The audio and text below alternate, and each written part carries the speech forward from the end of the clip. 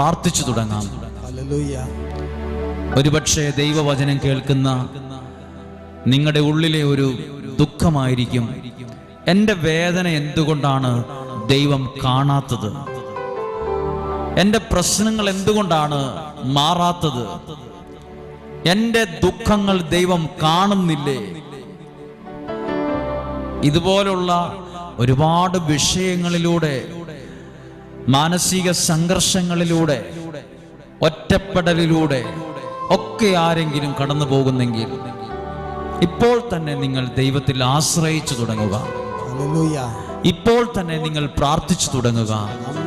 സങ്കീർത്തനം 10-ാം അധ്യായം 14-ാമത്തെ വാക്യം, അങ്ങ് കാണുന്നുണ്ട്, തീർച്ചയായും കാണുന്നുണ്ട് ഞങ്ങളുടെ കഷ്ടപ്പാടും ക്ലേശങ്ങളും. ഒരു നിമിഷം ശ്രദ്ധിച്ചു